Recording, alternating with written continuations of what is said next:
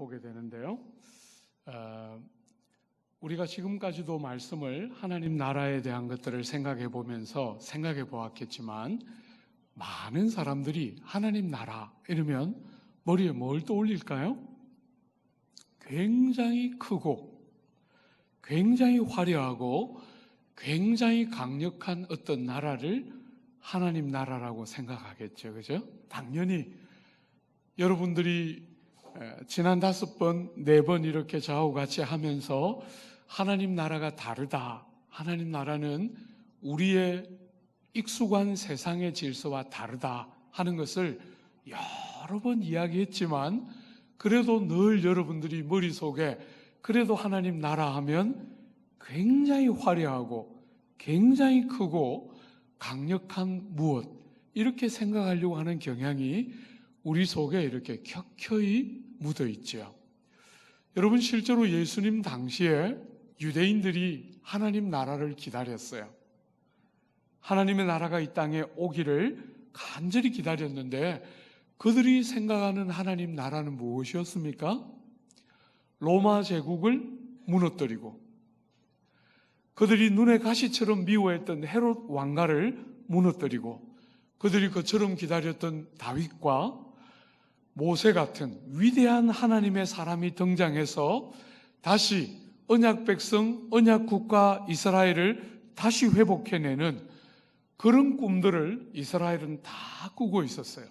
그래서 여러분들이 심지어 제자들조차, 12제자들조차 사도행전 1장에서도 예수가 십자가에 달려 돌아가시고 부활하시고 40일을 제자와 함께 계시고 떠나가시기 직전에 제자들의 관심이 뭐였냐면, 이스라엘 나라를 회복할 때가 지금이니까, 이렇게 반문했어요. 그러니까 하나님 나라에 대한 이야기를 아무리 가르쳐도 사람들은 머릿속에 끝없이 강력한 어떤 나라, 크고 화려한 어떤 나라를 생각하고, 이스라엘 나라가 회복되는, 하나님 나라가 아니라 이스라엘 나라가 회복되는 어떤 그림으로 끝없이 유대인들과 심지어 제자들조차 그렇게 생각하고 있는 것을 우리가 보게 돼요. 오늘 사랑하는 여러분, 마지막 5번째 시간에 한 번만 더, 그죠? 하나님 나라가 어떤가? 성경이 말하는, 우리가 생각하는 육체를 따라 죄가 왕노릇하는 세상의 방식이 아닌 하나님의 방식의 하나님의 나라를 성경은 뭐라고 말하고 있는가? 여러분, 한 번만 눈여겨 한번 보십시오. 18절입니다. 그러므로 예수께서 이르시되 하나님의 나라가 무엇과 같을까? 내가 무엇으로 하나님 나라를 비교할까? 마치 사람이 자기 채토밭에 갖다 심은 겨자씨 한 알과 같다. 여러분, 하나님 나라를 뭐에다 비교하면 사람들이 제일 잘 알아들을 수 있을까 고민하시면서, 하나님 나라는 겨자씨 한 알 같다, 이렇게 말씀하세요. 사랑하는 여러분, 겨자씨 한 알은 여러분이 잘 아시는 것처럼 예수님 시대에 겨자씨는 제일 작은 것의 대명사였어요. 지금은 과학이 더 발전이 되어서 겨자씨보다도 더 작은 많은 것들이 있다는 것을 알고 있지만, 예수님 당시에는 제일 작은 거, 1mm도 채 안 되는, 지름이 1mm도 안 되는 제일 작은, 씨든 뭐든 제일 작은 것 할 때는 겨자씨라고 여겼어요. 사랑하는 여러분, 우리 예수께서 하나님 나라를 비유하는데 겨자씨 한 알과 같다. 너무 작아서 눈에 잘 안 보인다는 거예요. 세상 사람들이 기대하는 것처럼 너무나 화려하고 강력한 어떤 모습이 아니라, 하나님 나라는 너무 작아서 눈에 띄지도 않고 이게 무슨 하나님 나라일까 하는 모습으로 오셨다는 거예요. 잘 기억하십시오.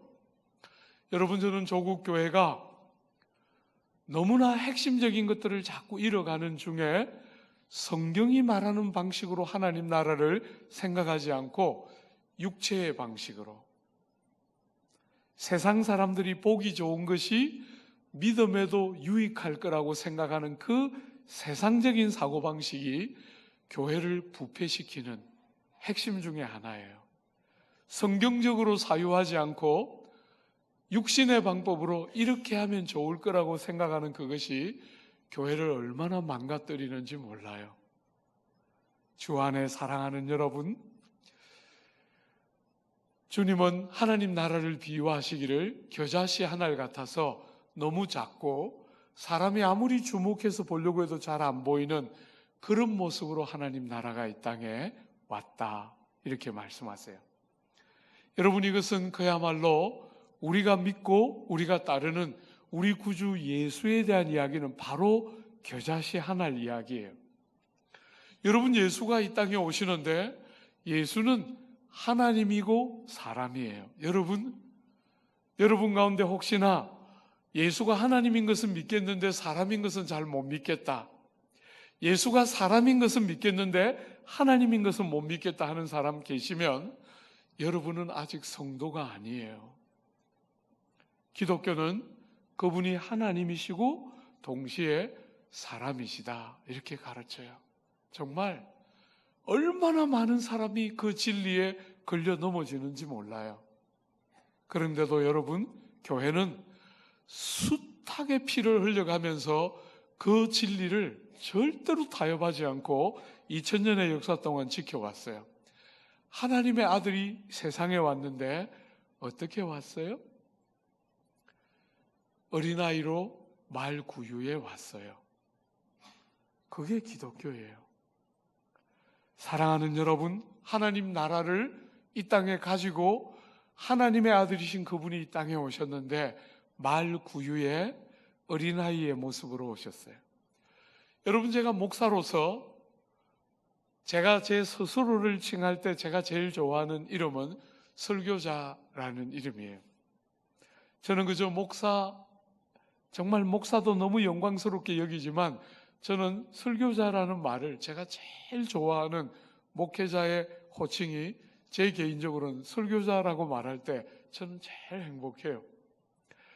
30년 이상 이 길을 달려오면서 제가 설교를 못했던 본문이 있어요.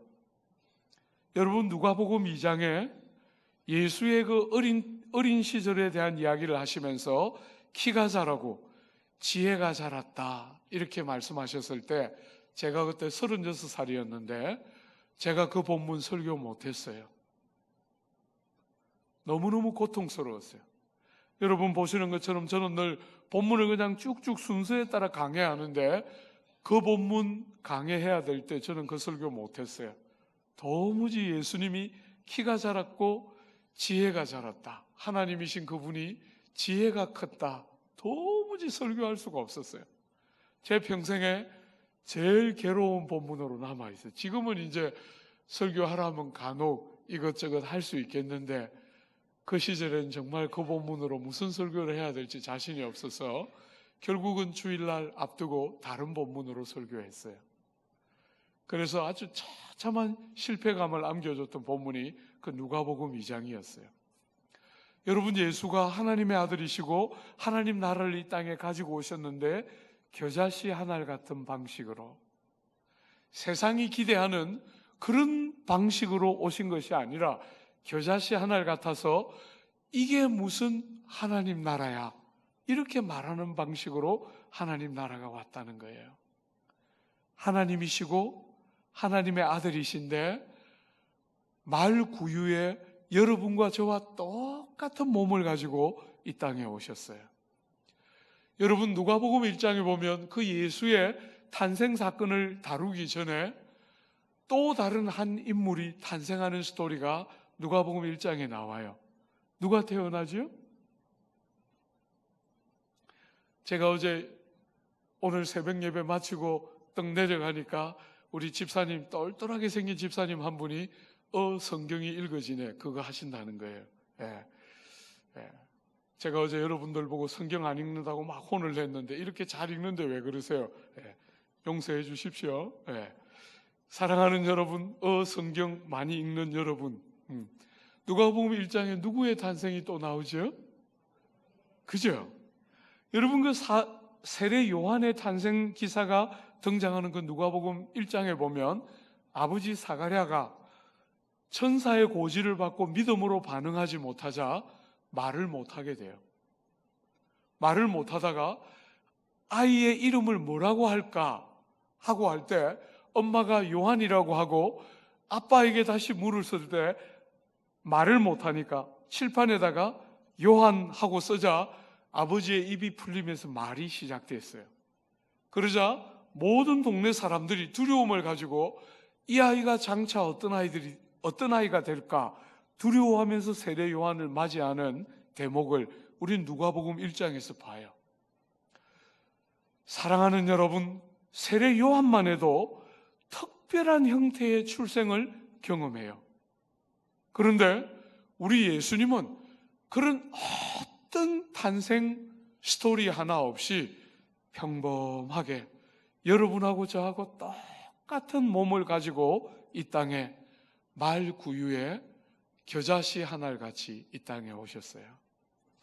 주 안에 사랑하는 여러분, 저는 불교에 대해서는 잘 모르지만 기전으로 들었던 말의 근거에 보면 부처님이 이 땅에 오실 때 왕족 가운데 태어나서 그 무슨 나라 이름 이야기했는데 잘 못하겠어요. 하여튼 어려워가지고 거기에 왕족으로 오셔서 태어나자마자 8걸음 걸어가셨다는 거예요. 하늘을 보고 땅을 보면서 천상천하 유아독존 하셨다는 거예요. 그 정도는 돼야 될 거 아니에요. 그죠? 여러분, 부처님을 신이라고 불교는 가르치지 않아요. 덕도한 인생이라고 가르치는데 인생도 태어나서 8걸음을 걸어서 왕족 가운데 태어나가지고 하늘도 보고 땅도 보면서 천상천하의 유아독존 그 정도는 돼야 사람들이 특별한 게 왔구나 이럴 텐데 우리 주님은 너무 놀랍게 아무의 주목도 끌지 못하고 그냥 말구유의 어린아이로 여러분하고 저하고 똑같은 모습으로 오셔서 그야말로 겨자씨 한 알과 같은 모습으로 왔어요. 여러분, 주님께서 공생애를 하실 때 30살이 되시고 그때까지 무슨 일을 하셨는지 성경은 침묵하고 있다가 30살에 공생애를 시작하시는데 그분의 교훈은 그들이 익숙하게 듣고 있던 바리새인과 사두개인들의 교훈과 너무나 다르고 권세가 있었어요. 권세. 뭐라고 말할 수 없는 권세가 있었어요. 그분은 랍비아코 출신도 아니고 소위 말하는 좋은 선생들에게 사사한 분도 아니고 목수의 아들로서 그냥 살았을 뿐인데 그분의 가르침은 특별한 권세가 있었기 때문에 대적하는 자들조차도 그분을 대적하지 못하고 잡으러 갔다가 못 잡고 오는 그런 특별한 권세가 있었음에도 불구하고 어떤 사람들이 예수님을 따르겠다고 쫓아왔을 때 예수님 뭐라고 그러셨어요? 여러분, 선생들이 제일 좋아하는 것은 우수한 제자들이 따라다니는 거잖아요. 그런데 사랑하는 여러분, 예수님은 예수님을 따라오겠다는 그 제자들을 붙들고 공중 나는 새도 돌아갈 둥지가 있고 여우도 돌아가서 몸을 눕힐 굴이 있는데 인자는 머리 둘 곳도 없다 이렇게 말씀하셨어요. 말하자면 제자가 되겠다고 찾아온 사람들에게 네가 가려고 하는 길이 어떤 길인지 잘 생각해보고 정말 이런 길이라도 올 수 있겠냐 이렇게 생각하도록 말하고 돌려보낸 거예요. 사랑하는 여러분, 심지어 그 형제들조차도 자기를 나타내시도록 예루살렘에 올라가도록 권면하고 뭔가 당신이 큰 일을 도모하고 있는 것 같은데 그렇게 무쳐만 살지 말고 예루살렘에 올라가서 당신을 이스라엘 앞에 드러내십시오 이렇게 말할 만큼 정말 우리 주님은 겨자씨 한 알처럼 사람들이 생각하는 하나님의 나라, 메시아, 하나님이 보내신 하나님의 사람 그 어떤 것으로도 사람이 가지고 있는 그림과 매치가 되지 않아서 겨자씨 한 알처럼 주님의 모습은 그분이 가지고 오신 하나님의 나라는 세상의 기대와 너무나 다른 모습을 하고 이 땅에 왔어요. 여러분, 저는 조국 교회가 지난 30년 동안 실패한 결정적인 대목이 저는 이 지점이라고 생각하는 사람이에요.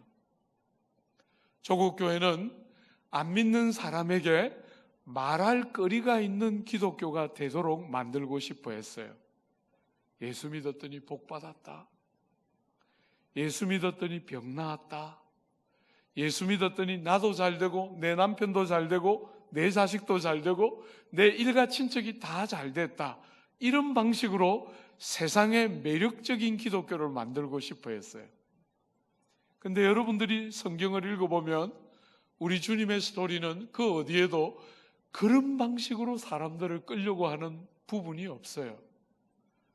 거듭나지 않으면 이해할 수 없는 방식으로, 성령이 눈을 열어서 보여주지 않으면 받아들일 수 없는 방식으로 하나님 나라가 이 땅에 오고, 주님은 일부러 사람을 걸려 넘어지게 하는 사람처럼 세상이 기대하는 메시아의 모습과 너무 다른 모습으로 왔고, 심지어 세례 요한 같은 훌륭한 인물도 주님께 걸려 넘어졌어요. 그래서 누가복음 7장에 보면 제자들을 보내서 물었죠. 오기로 하시니가 당신이 맞습니까? 우리가 또 다른 사람을 기다려야 합니까? 아니면 당신이 우리가 기다리는 그분 맞습니까? 이렇게 물어야 할 만큼 주님의 모습은 너무나 사람들의 일반적인 기대를 벗어나 있었어요. 사랑하는 여러분, 거기다가 12제자를 뽑아서 다니셨는데 그 12제자는, 여러분 그 12제자 중에 특별해 보이는 인물 있습니까? 여러분이 그 12제자를 뽑는 대목을 잘 보시면 그 본문에 주님이 금식하면서 밤이 맞도록 기도하시고 제자를 뽑으세요. 12를 뽑을 때 주님이 그냥 뽑는 게 아니고 기도를 밤새도록 하시고 하나님과 충분히 교통하고 사귄 다음에 12를 뽑아 세우는데, 그 12 중에 사람들이 볼 때 예수님의 제자가 저 정도는 돼야지 하고 보이는 제자가 누가 있습니까, 여러분? 하나는 예수님을 팔고, 여러분 예수님 제자가 되어서 3년을 따라다녔는데 오늘 여러분들이 제자 훈련 받는 것으로 따져보면 예수님께 직접 제자 훈련을 10년 이상 받은 거예요. 주일 지키고, 여러분이 평일날 화요일날 와서 성경 공부하고, 수요일날 와서 성경 공부하고, 수요 예배 드리고, 혹 새벽기도도 한 번씩 오고, 그런 거 다 합쳐도 주님이 제자를 3년 데리고 다니셨지만 같이 먹고 같이 입고 했기 때문에 실제로 주님이 제자 훈련을 제자들에게 시킨 기간을 여러분의 시간으로 환산하면 미니멈 10년 이상은 됐을 거예요. 10년을 제자 훈련했는데 그 12 중에 하나는 선생을 팔았어요. 사랑하는 여러분, 제일 수석 제자 같은 3명을 범사에 데리고 다닌 3명 중에 하나는 3번이나 저주하면서 부정하면서 주님의 기대를 충족시키지 못한 베드로예요. 여러분, 그 중에 그 셋 중에 제일 사랑받던 제자 셋 중에 하나였던 야고보는 여러분이 사도행전에 읽어보면 제일 먼저 순교해서 죽어요. 주 안에 사랑하는 여러분, 12 중에 여러분이 알고 있는 요한을 빼고 나머지 이름 알고 있는 제자 몇 명이나 돼요? 12를 뽑으셨는데 하나같이 그런 오합지졸 같은 제자들을 뽑았어요. 주 안에 사랑하는 여러분, 제가 대학을 다닐 때 정말 은혜 굉장히 많이 받을 때였거든요. 성경 하루에 2시간씩 규칙적으로 읽었어요. 정치외교학을 공부하던 정치외교학도였지만 예수 잘 믿는 정치가 되고 싶었기 때문에 축자사자 성경 읽었어요.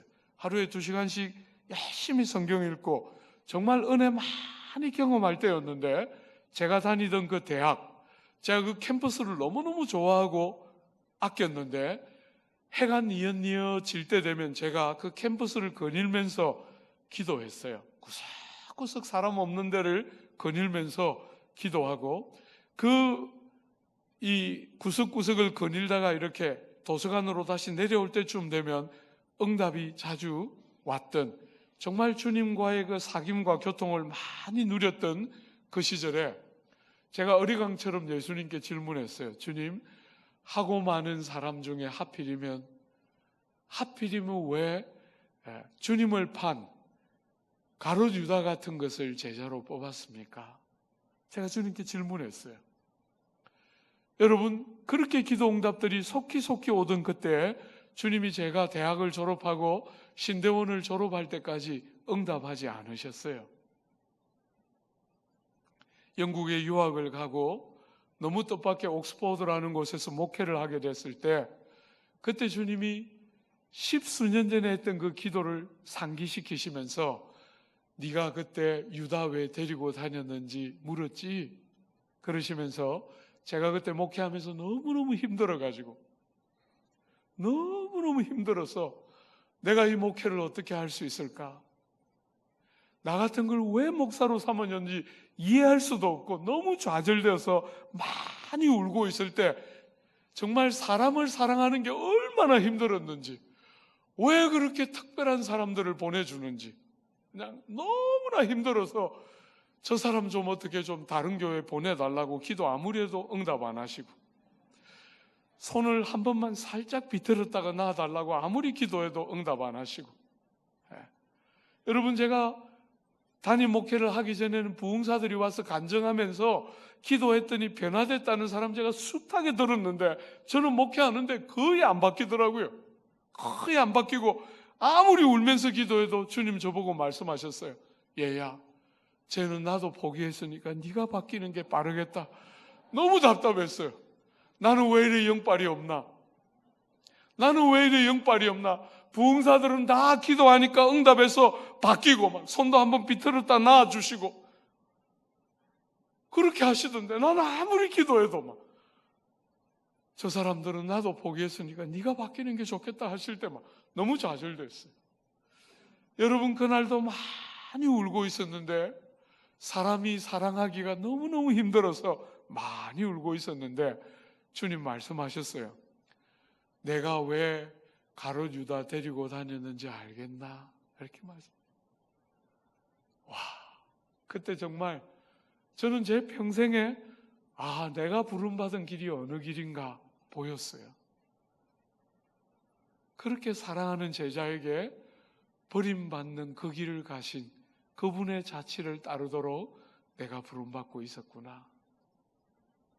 사랑하면 알아주고, 희생하면 알아주고, 뭐 좀 이것저것 잘하면 알아주는 것이 아니라 예수님을 배반하여 판 제자들을 섬기셨던 그분의 자취를 따르는 내가 버림받고 거절당하고 욕듣고 하는 것은 다반사처럼 평생이 있겠구나. 그때 제가 마음으로 딱 결심했어요. 나는 성공 안 한다.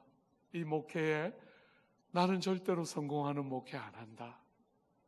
사랑하는 여러분, 주 안에 사랑하는 여러분, 너무나 미련하고 어리석게 보였는데 삶의 실존 앞에 딱 부딪히자 형용할 수 없는 하나님의 지혜, 겨자씨 하나를 같아서 도대체 이게 무슨 하나님의 나라일까? 그렇게 밤이 맞도록 기도하시고 뽑은 제자가 왜 하필이면 가룟 유다인가 반문하면서 괴로워했는데, 목회를 실제로 해보니까, 사람들을 섬겨보니까 사람을 사랑하기가 얼마나 어려운지. 주 안에 사랑하는 여러분, 죄인들을 섬기는 것이 뭔지, 그렇게 다 죽어도 배반받는 길로 부름받았다는 사실이 너무나 선명하게 보이면서 세상이 말하는 목회 성공,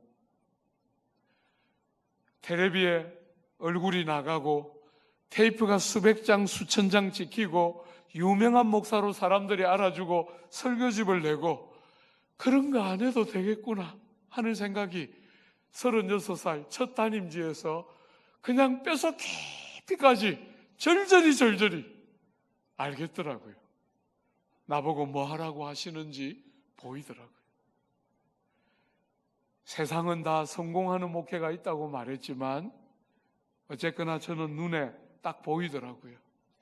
세상이 말하는 성공, 하나님은 다르게 말할 수 있겠다 하는 게 보이니까 세상이 말하는 성공 같은 거 안 하고 싶더라고요.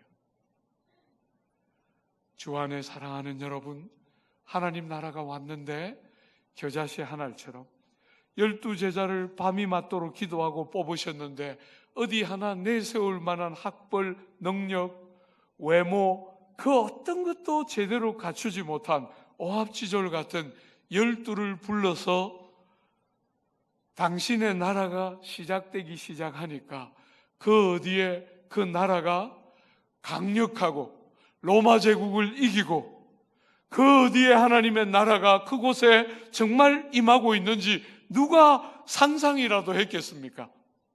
그런데도 사랑하는 여러분, 오늘 본문이 하나님의 나라는 겨자씨 한 알 같다 하고 끝내지 않고 그 다음 뭐라고 이야기하고 있습니까? 한번 보십시오. 하나님의 나라가 무엇과 같을까? 내가 무엇으로 하나님 나라를 비교할까? 마치 사람이 자기 채소밭에 갖다 심은 겨자씨 한 알 같으니 자라 나무가 되어 공중의 새들이 그 가지에 깃들였느니라. 여러분, 딱 그 나라가 시작될 때는 겨자씨 한 알 같아서 어지간해서 제대로 보이지도 않는 나라였는데 때가 되자 그 나라가 자라서 나무가 되는데 아주 비옥한 땅에 제대로 나무가 잘 자라면 이 겨자씨가 2m에서 4m까지 자란다는 거예요. 사랑하는 여러분, 지름이 1mm도 안 되는 너무나 작은 씨앗이 심겨졌는데 그 씨앗이 심겨지고 비옥한 토양에서 자라기 시작하자 2m에서 4m까지 자라서 그 나무가 없는 그 지역에 많은 새들이 겨자 씨가 나무가 되어 있는 그 나무에 깃들여서 그늘을 얻고 쉼을 얻는 상상할 수 없는 역사들이 겨자씨 한 알로부터 일어나는 것이 하나님의 나라라는 것이. 주 안에 사랑하는 여러분, 저는 전공이 교회사예요.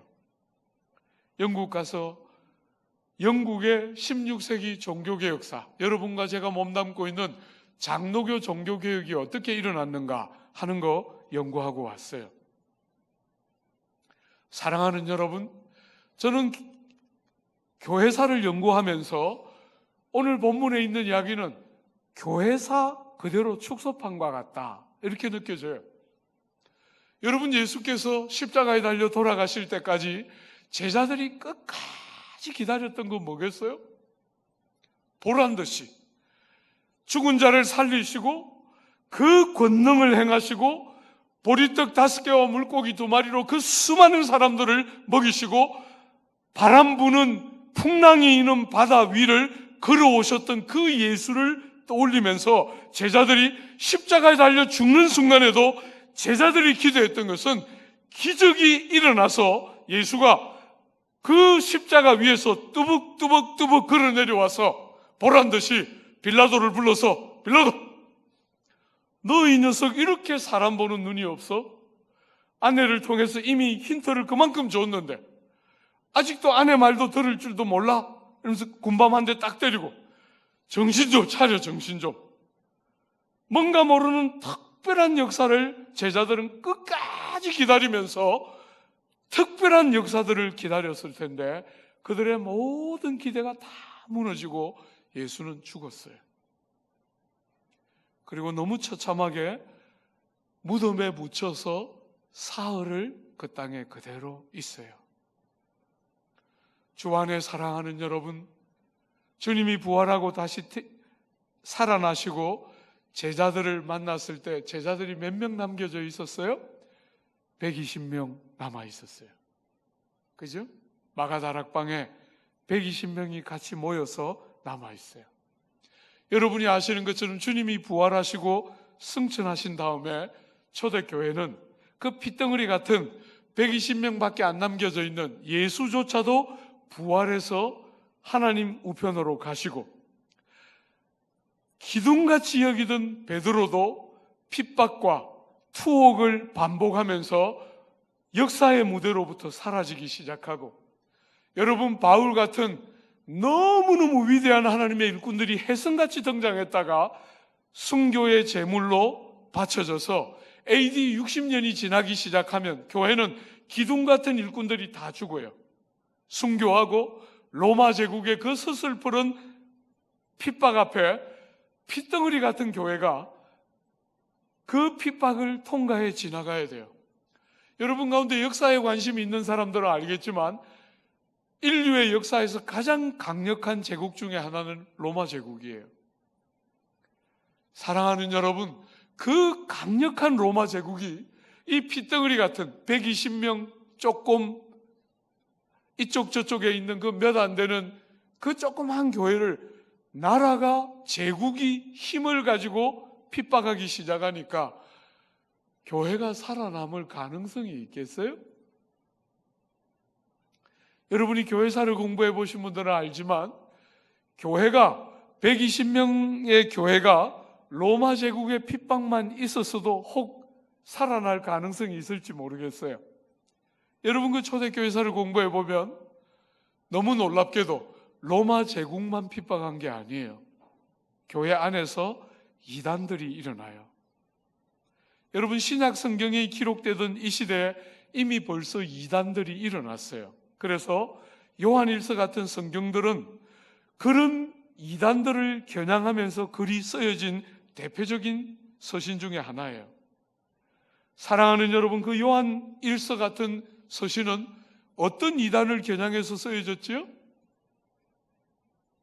이건 여러분들이 너무 어려우니까 틀려도 괜찮아요. 이건 풍성한 거 아니에요. 네. 사랑하는 여러분, 영지주의라는 이단이 그 시대에 이미 등장했어요. 초대교회 시절에 핏덩어리 같은 교회가 로마의 핍박을 통과하는 것만 해도 생존이 가능할까 불가능할까 싶은데도 여러분, 교회 안에는 이단이 일어나서 어렵고, 여러분, 교회가 100년 전후에 교회가 되면 여러분 교회 안에서부터 신앙 논쟁이 벌어져요. 예수가 신인가? 예수가 사람인가? 예수는 하나님이고 동시에 사람인가? 아니면 하나님이기만 한가? 사람이기만 한가? 하는 기독 논쟁이 초대교회, 핏덩어리 같은 교회가 생존 자체를 그렇게 허덕이고 있는 시절에, 핍박을 통과하고 있는 시절에 기독 논쟁으로 교회가 거대하게 논쟁으로 교회가 얼마나 많은 몸살을 앓으면서 기독 논쟁을 통과하게 지나가게 돼요. 사랑하는 여러분, 교회가 살아남을 수 있을 것 같습니까? 근데 여러분이 역사를 보면 너무 놀랍게 100년이 딱 지나면, AD 100년이 되면 로마 제국의 중요 도시 가운데 교회가 없는 도시가 없어지게 돼요. 중요 도시들은 전부 다 교회가 생기기 시작합니다. 여러분, 200년이 지나면 로마 제국의 중소도시 가운데 교회가 없는 도시가 없었어요. AD 300년이 되면 로마 제국 구석구석에 교회가 세워지기 시작합니다. 그래서 마침내 로마 제국이 두 손 두 발 다 들고 313년에 밀라노 칙령을 내려요. 기독교를 더 이상 핍박하지 않기로 밀라노 칙령을 내려서 기독교를 다시는 핍박하지 않겠다고 약속하고 10년 전으로 로마 제국이 기독교를 국교로 받아들이게 돼요. 주 안에 사랑하는 여러분, 여러분이 다 아시는 것처럼 로마 제국은 사라졌어요. 로마 제국은 그렇게 강성한 제국이었지만 사라졌습니다.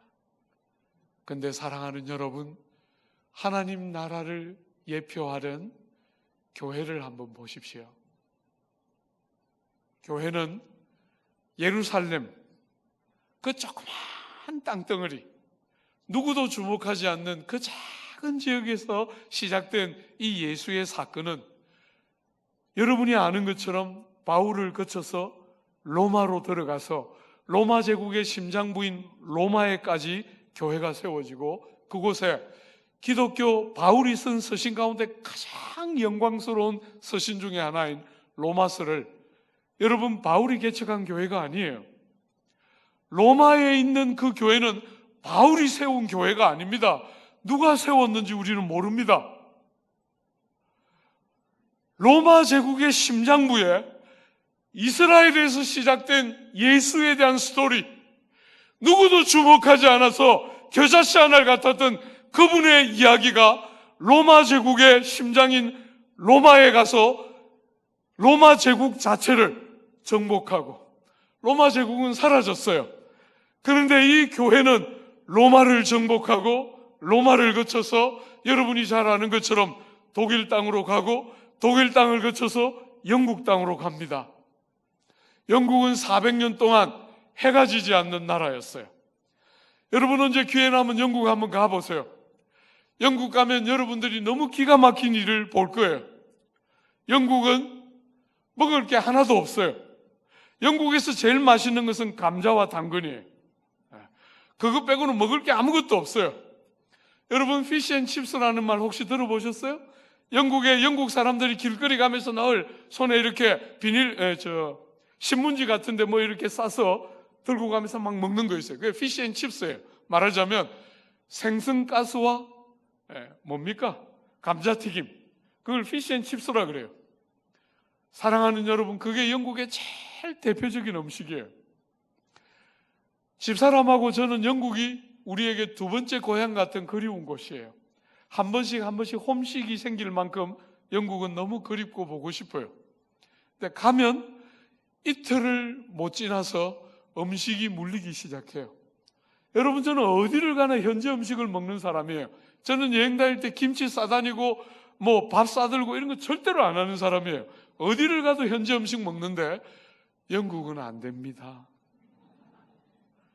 7년이나 살았는데도 영국 음식은 너무해요. 먹을 게 아무것도 없어요. 그런 나라가 400년 동안 해가 지지 않아요. 여러분, 제가 그 기간을 공부했는데 영국이 스페인의 무적 함대를 깨뜨릴 때 영국이 이길 거라고 생각했던 사람은 아무도 없었어요.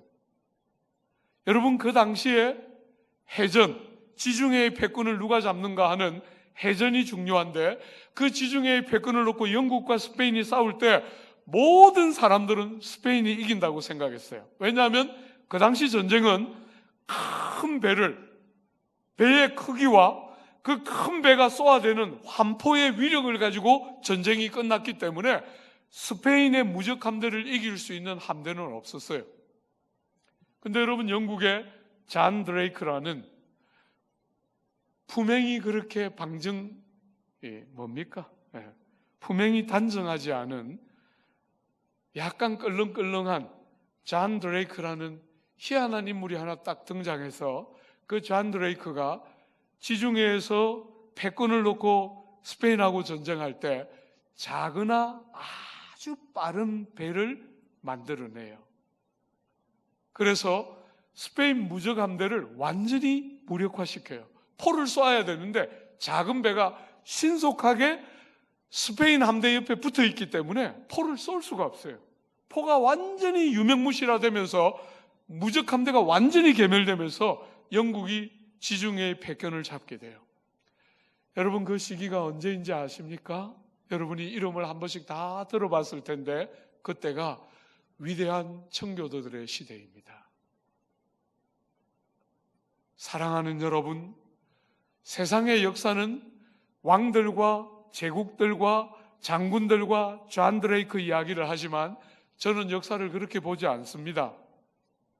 하나님께서 그 불모의 땅에 교회를 일으키시고 신실한 하나님의 사람들을 일으키시고 정말 아무도 주목하지 않던 그 땅에 스페인을 괴멸시키면서 지중해의 패권을 잡고 전 세계 식민지를 개척하기 시작하는 400년 동안 해가 지지 않는 영국 제국이 되는 그 이면에 여러분이 다 들어봤던 청교도들이 나와서 인류의 역사 안에, 지난 2000년의 역사 안에 한 기간에 그렇게 위대한 하나님의 사람들이 한 기간에 그렇게 많이 쏟아져 나왔던 것은 영국이 유일무이해요.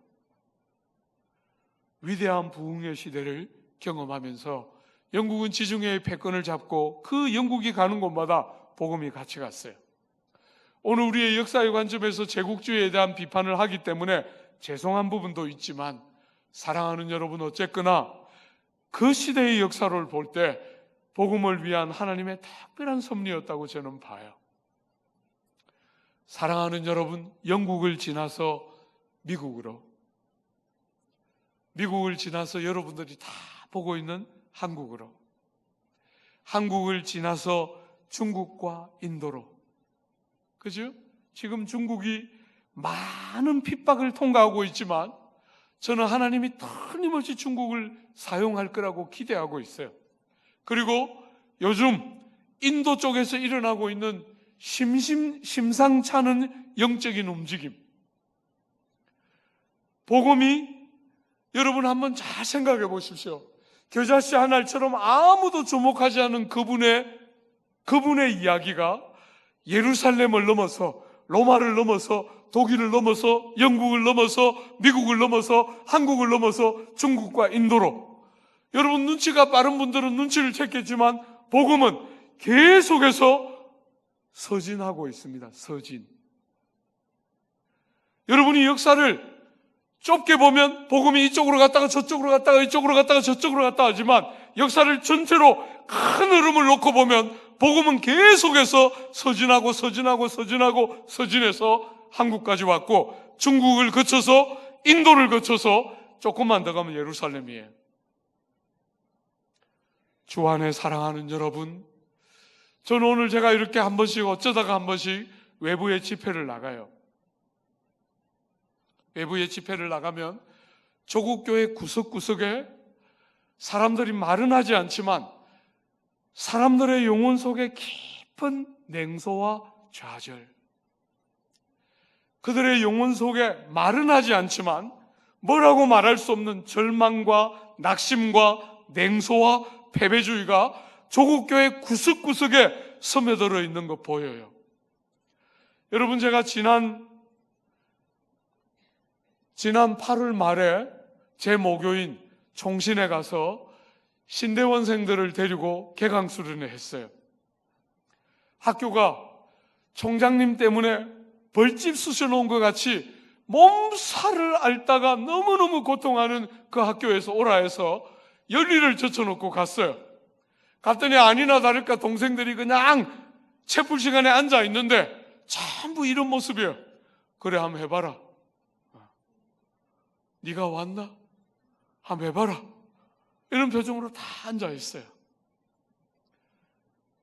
너무나 많은 목회자들이, 제가 이렇게 집회를 가면 저보다 이제 연배가 조금씩 밑에 있는 사역자들이 많이 계신데 그분들이 저보고 말해요. 목사님, 조국교회는 정말 소망이 있습니까? 이렇게 저보고 물어요. 너무나 많은 사람들이 교회에 실망하고 목회자들에게 상처받고 믿었던 사람들에게 배반받고, 너무나 많은 사람들이 조국교회가 조국 사회의 대안이 될 수 있을까 좌절하고 냉소하고 고통하고 있는 시대예요. 저는 목회자로서 그런 동생들의 질문을 받을 때마다 너무나 고통스럽고 피눈물이 나요. 그런 동생들에게 한마디도 뭐라고 말할 수가 없어요. 그저 죄송하고 부끄럽고. 제가 제 모교에 가서도 그렇게 앉아있는 동생들에게 제가 설교했어요. 너희들에게 너무 미안하다. 이런 교회를 물려줘서 너희들에게 너무너무 미안하고 입이 10개라도 내가 할 말이 없다. 너무너무 부끄럽지만 내가 꼭 하고 싶은 말이 있다면 이 본문 한번 봐라. 조국 사회 구석구석에 이렇게 절망이 있고 냉소가 있고 좌절이 있고 패배의식이 쫙 깔려 있지만, 여러분 보는 것처럼 하나님 나라는 겨자씨 한 알같이 시작되었어요. 아무도 2m에서 4m까지 자라서 수많은 새들이 깃들일 나무가 될 것이라고 아무도 기대하지 않았는데, 사랑하는 여러분, 제국들은 흥망성쇠를 거듭하고 수많은 이데올로기와 이념과 공산주의와 수많은 철학과 과학과 수많은 것들이 일어나서 교회를 핍박하고 교회를 대적했지만, 여러분, 그런 것들은 일어났다가 사라지고 일어났다가 망했지만, 교회는 여러분이 보는 것처럼 서진을 계속해서 한국까지 왔고 중국까지 왔고 인도를 거쳐서 조금만 더 가면 이제 예루살렘이에요. 여러분이 주변에 일어나는 것만 보아서는 안 됩니다. 우리는 믿는 자들이에요. 믿는 여러분과 제가 낙심하거나 패배주의에 빠지거나 냉소주의에 빠지면 여러분과 저는 직무를 유기하는 것이에요. 우리는 세상이 어떻게 흘러가고 교회가 어떤 모습을 보일지라도 우리가 딱 붙드는 거 하나 있어요. 사랑하는 여러분, 겨자씨 하나를 같지만, 아무짝에도 쓸모없지만, 아무짝에도 쓸모없는 것 같아 보이지만, 때가 되면 나무가 되어서 수많은 새들이 그늘을 얻고 쉼을 얻게 돼요. 여러분, 제가 이렇게 어쩌다가 한 번씩 이렇게 외국을 갈 기회들을 갖게 되는데, 제가 이렇게 외국에 가서 한 번씩 이렇게 우리 사회를 객관적으로 보게 돼요. 여러분, 오늘 세계에 나가서 미국이 뭐 했다 이러면 아무도 감동받지 않아요. 독일이 뭐 했다 하면 아무도 감동받지 않습니다. 영국이 뭐 했다 그러면 또 했구나, 다 그렇게 생각하고 지나가는데, 사랑하는 여러분, 한국이 뭐 했다 하면 다릅니다. 다릅니다.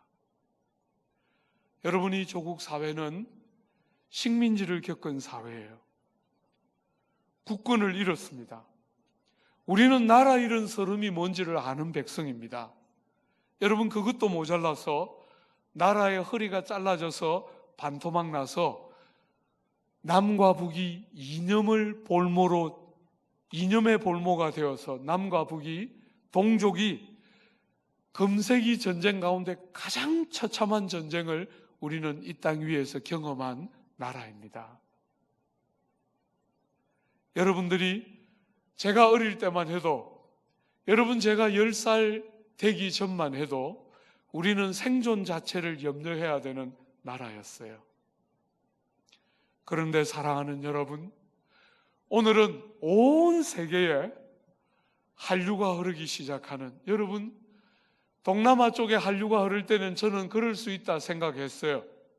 그런데 미국에, 영국에 한류가 흐르고 있습니다.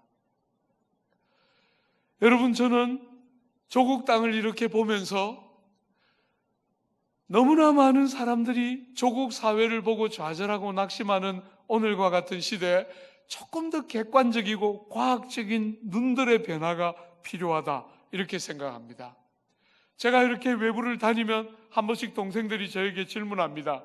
제가 오랫동안 조국 교회 안에서 청년 사역을 했기 때문에 자주 저에게 묻습니다. 목사님, 오늘 우리 20대들 소망이 있습니까? 이렇게 물어요. 오늘 이 젊은 세대들 소망이 있습니까? 저보고 한 번씩 묻습니다. 여러분, 우리 세대는 어지간히 기분 나쁘고 어지간히 마음에 안 들어도 앞에서 형들이 뭐라 말하고 아버지들이 뭐라 그러면 듣는 신용을 했어요. 근데 요즘 우리 20대들은 듣고 있다가 일어나서 나가버려요. 그냥 곱게 안 나가고 온갖 티를 내면서, 나는 당신이 힘들어요, 이 티를 막 내면서 막 문을 팍 차고 나가니까 수많은 사역자들이 이것들이 뭐가 될까? 이것들이 정말 제대로 믿는 친구들이 나올까 좌절해요.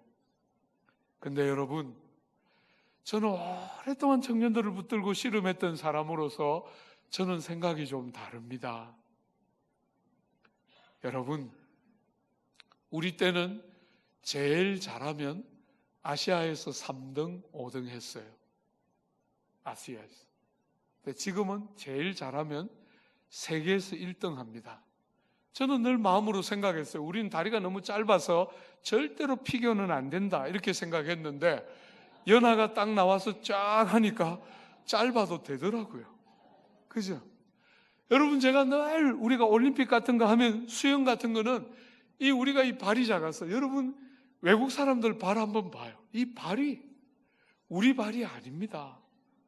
그 발 가지고 이렇게 저으니까 이게 경쟁이 안 되는 거죠. 그죠? 그런데도 태환이가 딱 나오니까 그냥 금메달 따는 거예요. 세계에서 1등 해버리더라고요.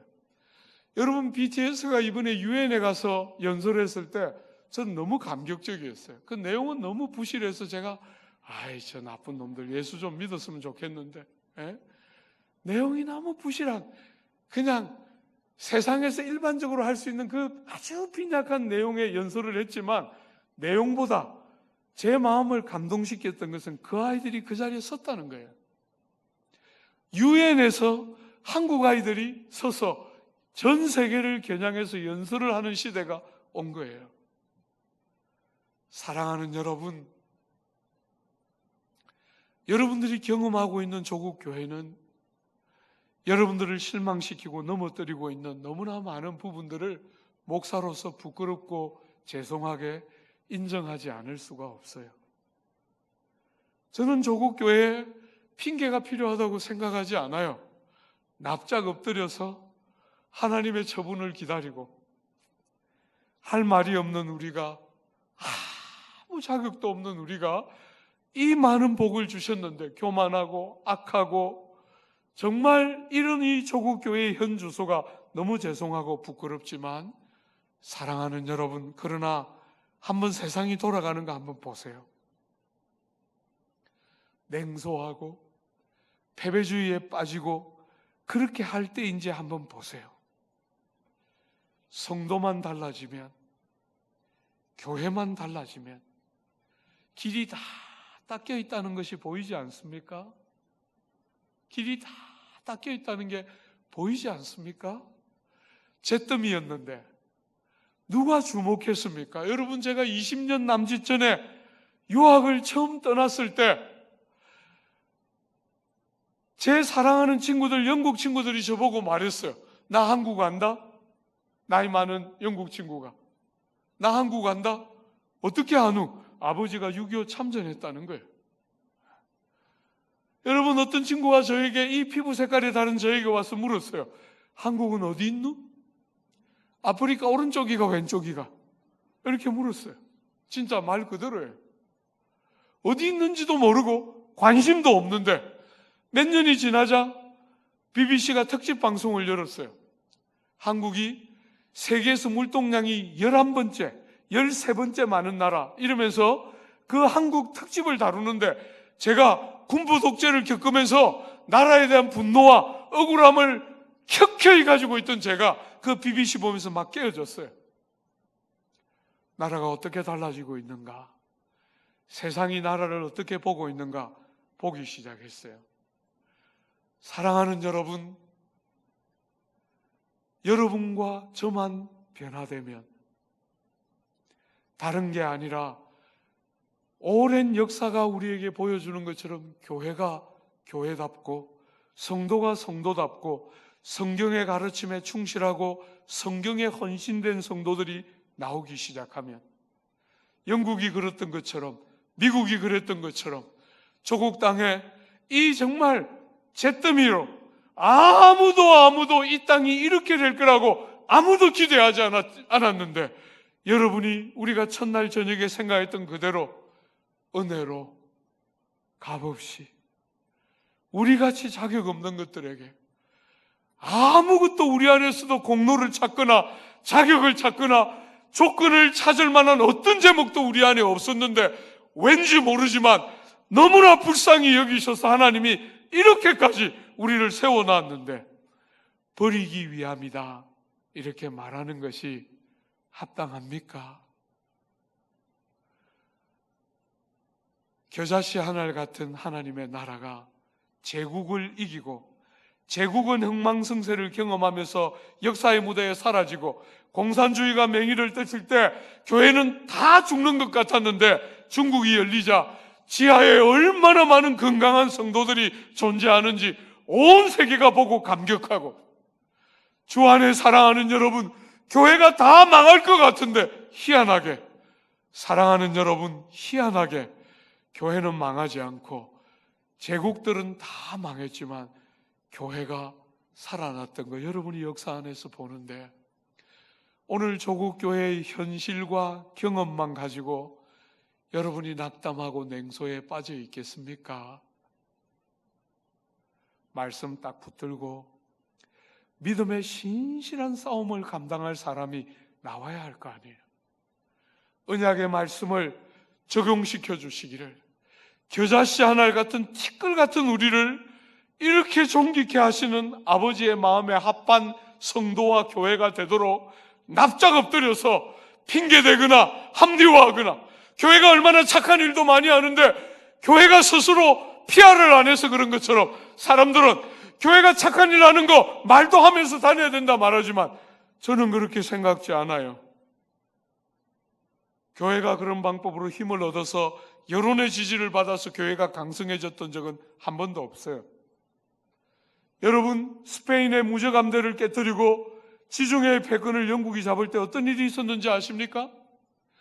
위대한 청교도들이 중요한 거점 도시로부터 다 쫓겨났어요. 국왕이 다시 복귀하면서 청교도들을 다 내쫓아서 2,000명이나 되는 위대한 하나님의 사람들이 교회에서부터 설교를 못하고 다 쫓겨났어요.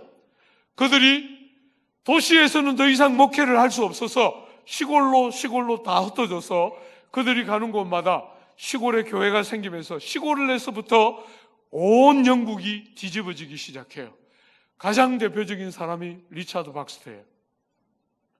여러분, 리차드 박스터는 정말 훌륭한 하나님의 사람이었는데 예배당에서 쫓겨나자 그는 키드민스터라는 조그마한 도시로 가요. 아무도 겉들도 보지 않는, 그의 전기에 기록해 놓기를 키드민스터에 그가 도착했을 때 예수를 믿는 사람은 2가정이었다고 기록하고 있어요. 그가 죽을 때 기록해 놓았어요. 예수를 안 믿는 사람은 이제 2가정 남짓밖에 남지 않았다. 키드민스터 전체를 뒤집었어요. 그러면서 여러분이 아는 해가 지지 않는 영국이 등장하기 시작해요. 사랑하는 여러분, 여러분과 저의 변화를 주님은 얼마나 간절히 원하고 있는지 몰라요. 세상처럼 교회에 돌질하고 요구하고 손가락질하는 거 충분한 거 아니에요. 우린 더 많이 반성하고 더 우리가 어디서 떨어졌는지 하나님 앞에 더 많이 반성하고 회개해야 하지만, 그런 회개 못지않게 하나님 앞에 딱 서서 주의 긍휼과 자비를 구하고, 하나님이 이 조국 교회를 불쌍히 여겨주시고 하나님이 다시 한번 은혜의 단비를 이 조국 땅 구석구석에 부어주시도록, 모두가 낙심하고 절망하는 이런 시대에 은혜의 보좌 앞에서 하나님의 은혜를 구하는 사람들이 나와야 조국 교회의 진정한 변화를 우리는 보겠지요. 여러분, 제가 지금 담임하고 있는 남서울교회는 훌륭한 목사님을 1대 2대로 우리는 가졌어요. 1대는 여러분이 다 아는 홍정길 목사님이고, 2대는 제가 볼 때 전무후무한 젠틀맨인 이철 목사님이에요. 사랑하는 여러분, 그 훌륭한 2분의 목사님을 맡고 그 훌륭한 분들이 털을 잘 닦아놨기 때문에 너무너무 저는 목회를 하기가 쉽고 편해요. 그런 교회를 목회하면서 제가 우리 성도들에게 늘 말해요. 다시 홍정기를 기대하면 안 된다. 홍정기 같은 훌륭한 일꾼, 옥한영 같은 훌륭한 일꾼들이 혜성같이 등장해서 조국교회 문제를 보란듯이 착착착착착 처결하고 조국교회가 다시 빛나는 과거를 회복하는 그런 일은 다시는 오지 않는다. 이제 조국교회를 향한 주님의 부름은 여러분 하나하나가, 알갱이 하나하나가, 교회를 구성하는 성도 하나하나가 홍정길같이 옥한영같이 그렇게 출중하고 헌신된 일꾼이 되는 질적인 변화를 요청하고 있는 것이지, 여러분은 하나도 안 바뀌고 여러분은 여전히 세상적인데 훌륭한 지도자 몇 사람이 등장해서 교회를 바꾸고 교회 위상을 다시 높이는 그런 시대는 이제 끝났다. 여러분의 변화가 결정적이다. 제가 우리 남서울교회 끝없이 요구해요. 1대 그렇게 훌륭한 목사님을 모시고 2대 그렇게 탁월한 목사님을 모시고 3대도 잘해라. 그러면 여러분들은 세상에 나쁜 놈들이다. 그런 교회가 세상에 어디 있더냐? 1대도 그렇게 훌륭하고 2대도 그렇게 훌륭하니까 3대는 아무것도 안 해도 된다. 너는 그냥 우린 쉬었다 가마. 제발 좀 그렇게 하면서 내가 못하는 거 당신들이 해야 될 때가 지금이다. 제가 늘 하는 설교예요. 사랑하는 여러분, 누가 나타나기를 기다려서는 안 됩니다. 여러분의 변화가, 여러분 하나가 제대로 믿는 알갱이가 되고 예수 믿는 성도 같은 사람이 되고 하나님 말씀에 부딪혀서 하나님 말씀에 맞닥뜨려서 설교를 듣고 변하는 게 아니라 하나님을 개인적으로 말씀에 전전해서 맞닥뜨려서 생이 바뀌고 눈이 바뀌고 생각이 바뀌고 삶이 바뀌는 역사가 있을 때 조국 교회는 정말 역할을 하기 시작하는 영광을 보게 될 거예요. 교회만 바뀌면 세상은 다 준비가 끝났어요. 그죠? 조국 땅의 준비는 다 끝났어요. 여러분과 저만 바뀌면 돼요. 기다리지 마십시오. 누가 나타나기를 기다려서는 안 됩니다.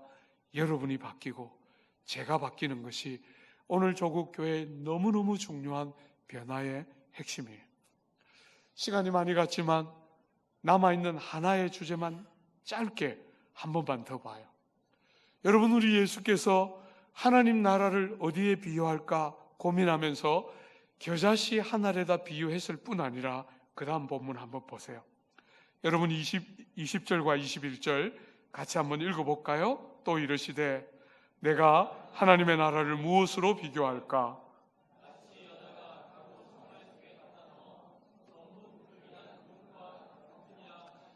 하나님의 나라가 무엇과 같다고요? 누룩과 같다는 거예요. 여러분, 가루 서말은 굉장히 많은 분량이에요.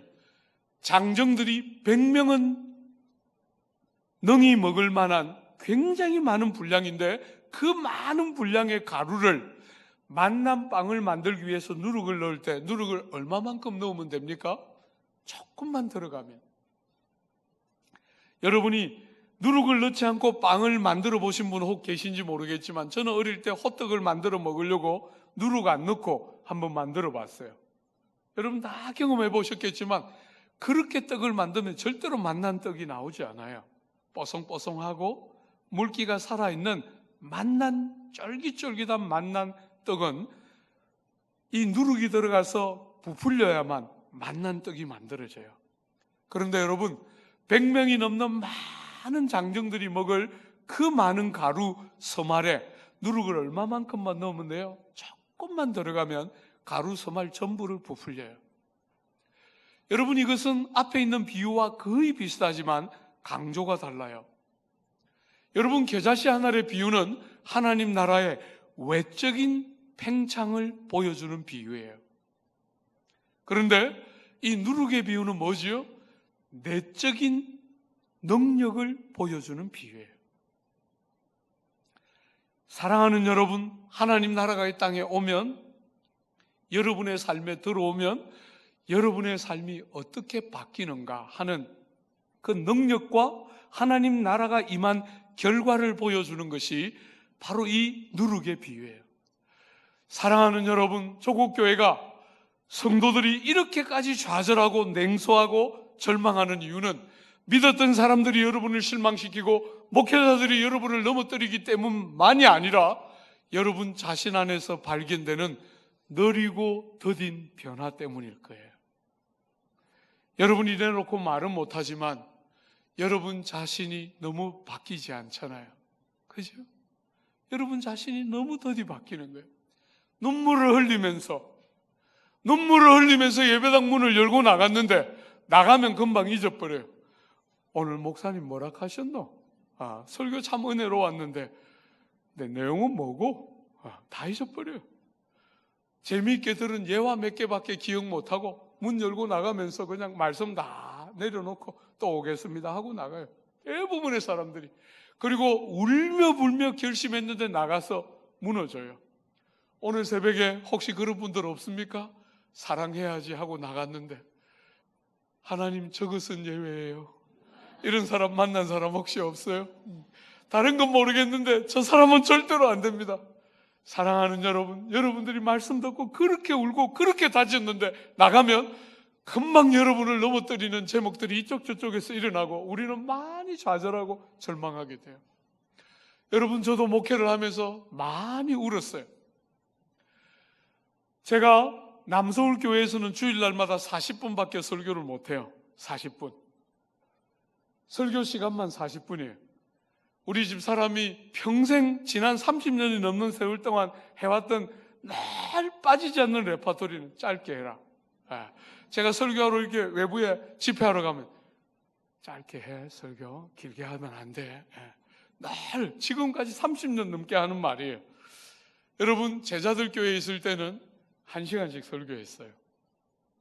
여기는 4부 예배를 드려야 되고 10분만 늦어지면 잼이 생겨가지고 차가 완전히 엉망진창이기 때문에 딱 제때 안 끝나면 제 쫓겨나요. 그래서 그냥 억지로 40분 딱 하지만 제자들 교회에 있을 때는 1시간씩 설교했고 필이 꽂히면 1시간 20분씩 이렇게 설교했어요. 그래서 예배 마치면 2시간이 지났어요. 너무나 많은 사람들이 자동적으로 쏟아졌어요. 서울에서 이렇게 지루한 예배를 드리는 교회도 있구나 이러면서 막 다시는 안 오고 막 그러나 저는 막 하여튼 무조건 1시간씩 막 설교하고 이렇게 했는데 여러분, 그때 너무 재미있는 사람들 몇 명이 있었어요. 저희 교회에. 예배당에 딱 앉는 순간에 여러분 예배당처럼 기둥이 2개 있었거든요. 기둥이 2개. 저희는 여러분같이 이렇게 예쁜 예배당이 있는 게 아니라 상가 3층, 4층을 빌렸었는데 그 상가 3층, 4층에 이 기둥이 2개가 딱 있는데 딱 들어오는 순간부터 기둥 뒤에 앉아가지고 나왔다 들어갔다 하는 친구 있었어요. 여러분, 제가 그런 분들을 많이 만났기 때문에 그런 분들이 등장하면 거의 스트레스를 안 받습니다. 제가 그런 분들한테 제가 아주 친절하게 여기서 걸어서 5분만 가면 오륜교회라는 굉장히 멋있고 산박한 교회, 몇 층 빌딩이고 교회 광고도 아나운서 예쁜 여자 아나운서들이 나와서 광고하는, 그리고 설교 다 마치면 1시간도 안 지나는 산박하고 제가 목사님 잘 아는데 너무 존경스럽고 훌륭한 분이에요. 5분만 걸어가면 된다, 가거라. 제가 늘 힌트를 줘요. 그 친구는 오자마자 딱 뒤에 앉아서 나왔다 들어갔다 하면서 조는데 기가 막혀요. 1시간 20분을 여러분, 설교 시간에만 졸면 제가 이해할 수 있어요. 저는 평생 언사가 반은 졸리고 반은 듣고 이런 게 제가 언사기 때문에 조는 사람들이 오면 코만 안 골면 용서해요. 절대로 스트레스 안 받아요. 근데 그 친구는 들어오자마자 성가대가 찬양하고 있는데도 졸고 있어요. 기가 막힌 은사가 있는데 막 제가 막 교회 옮기도록 얼마나 힌트를 주고 막 권면하고 막 눈으로 막 꼴치고 막 안 옮기고 막 거기 막 앉아서 막 계속 조는 거예요.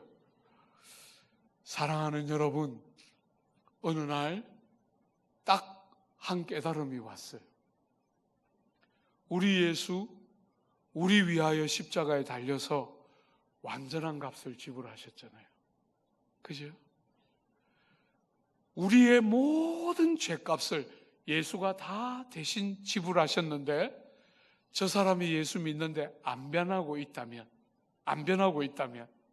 사랑하는 여러분, 주님이 완전한 값은 이미 지불되었고 저 사람이 안 변하고 있다면 하나님은 예수의 그 완전한 값 지불을 다 받으시고도 결과물을 그 영혼에게 안 주면 너무 외람되고 죄송하지만 하나님이 불의를 행하는 것이 되는 거잖아요.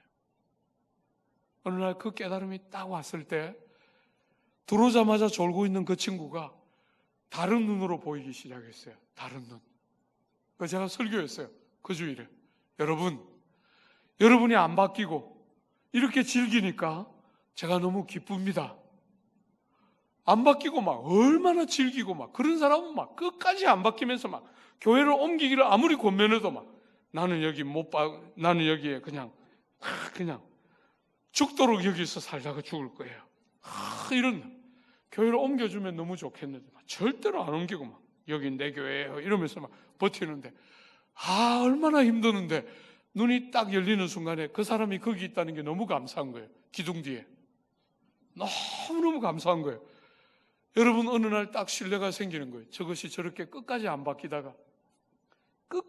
바뀌다가 온 교우들이 다 보는 앞에서 장렬하게 전사하는 순간이 반드시 오겠구나 하는 신뢰가 딱 생기자 안 바뀌고 뒤에 앉아서 졸고 있는 그 친구가 너무 사랑스러운 거예요.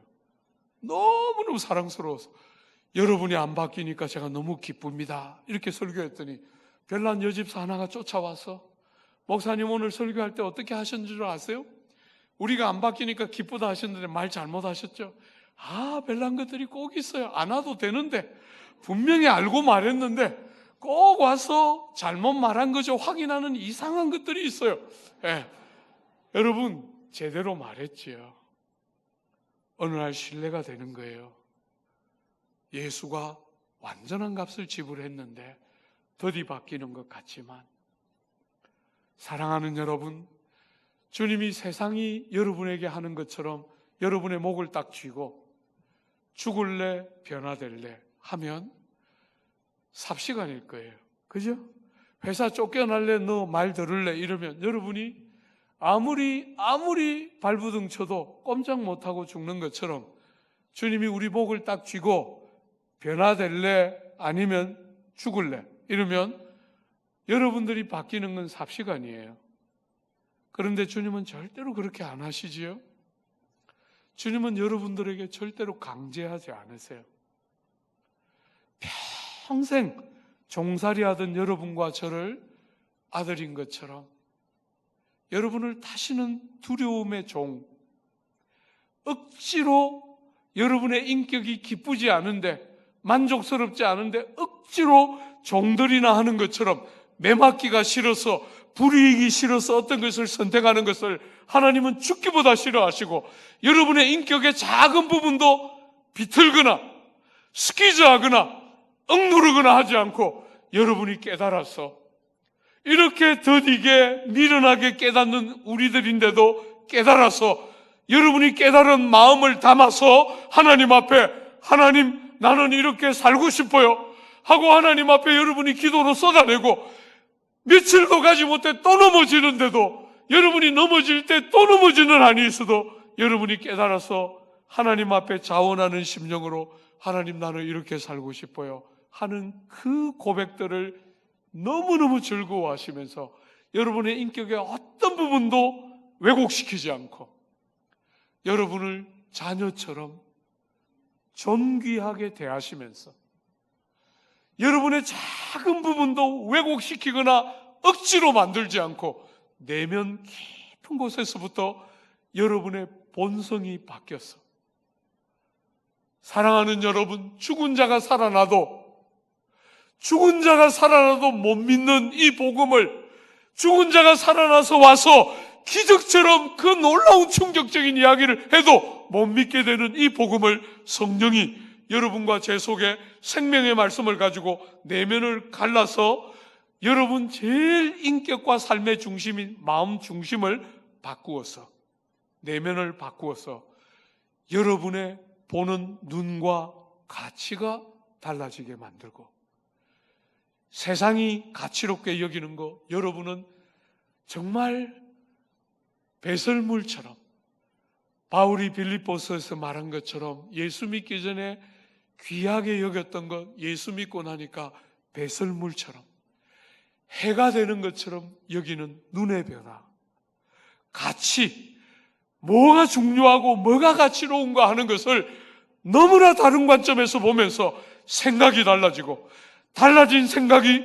여러분의 다른 인격과 다른 삶을 만들어내고 행실과 표정과 여러분의 선발에 이르기까지 모든 삶에 무엇 하나 왜곡되거나 안과 밖이 다르거나 무엇 하나 여러분들에게 어설픈 것 없이 내면 안에 있는 여러분의 깨달음이 여러분의 인격이 되고 선발의 삶의 행실이 되는 데까지 여러분의 인격을 절대로 깨뜨리지 않기 때문에 오래 걸리는 것 같지만, 더디 가는 것 같지만 너무나 완전하고 너무나 참되고 너무나 영광스러운 변화가 그리스도의 대속의 은혜 안에서 성령의 역사로 우리에게 주어지고 있다는 사실을 믿고 좀 더딘 것 같지만, 사랑하는 지체들이 좀 더디 변하는 것 같지만 지지해주고 붙들어주고 믿어주고 낙심하지 않고, 여러분, 제가 아내랑 30년 넘게 지금 살았는데 기적 같아요. 어떻게 우리가 이혼 안 하고 아직까지 사나, 너무 기적같이 감사해요.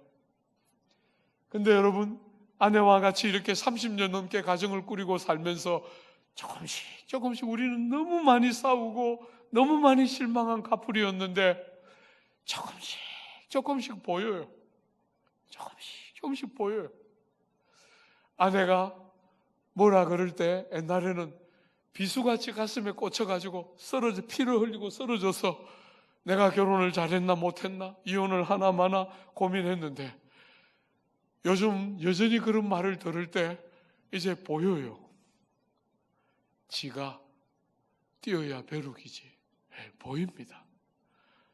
저를 막 나쁜 말 할 때 쫙 받아들이면서 하실 말씀 하셨나요? 이렇게 쫙 받아들이면서 늘 동의하는 것을 오늘도 또 확인시켜 주셔서 감사합니다. 이렇게 쫙 받아들이니까 오늘은 그만 이러면서 딱 나가는 거 제가 봐요. 사랑하는 여러분, 사랑을 얼마나 많은 색깔의 모양을 가진 사랑인지가 보여요. 가슴 설레던 시절이 있었지만 결혼하고 6개월이 지나자 그건 사라졌어요. 오래 참는 것을 배워야 했어요. 시기하지 않고 비교하지 않고 무슨 말을 해도 귀를 열어 듣는 몸부림하는 과정들이 없었던 거 아니에요. 세월이 흐르고 30년이 되고 이렇게 세월이 흘러가니까 이제 또 보여요. 모든 것을 믿으며 모든 것을 바라며 모든 것을 참으며 모든 것을 견디고, 사랑하기 때문에 어떤 말을 어떻게 해도 어떤 상황이 어떻게 전개돼도 그 사람을 지지하고 믿어내고 붙들어주고 낙심하지 않는 게 뭔지가 한 번씩 보여요. 그죠? 우리가 어릴 때는 그가 하는 말대로 들어서 넘어지고 아팠지만 세월이 흘러가니까 그가 어떤 말을 해도 믿어주잖아요. 그죠? 붙들어주잖아요. 절대로 낙심하지 않고 그 사람의 중심이 어디에 있는지 알아요, 이제는. 그래서 무슨 말이나 행실이나 표정 한두 개에 상처받지 않고 어지간히 마음을 힘들게 하는 것 같아도 깊이 평생을 도망가지 않고 같이 살아주는 그 훌륭한 사람의 사랑과 헌신이 너무너무 고맙고, 세월이 흘러가면 흘러갈수록 사랑을, 그 고린도전서 13장이 말하는 15가지의 사랑의 면면들이 다 의미와 가치를 갖고 다가오잖아요. 사랑하는 여러분, 여러분이 경험하고 지나가는 이 조국교회는 아프지만, 오늘 우리가 조국 땅으로 받고 있는 이 조롱과 손가락질과 욕설은 우리가 한마디도 우리도 잘하는 거 있는데 너희들이 왜 그래? 이렇게 말해서 될 사안이라고 저는 보지 않아요. 너무 미안하고 너무 부끄럽고 너무 죄송한 주제지요. 그러나 여러분, 그렇기 때문에 낭망한다? 아닙니다.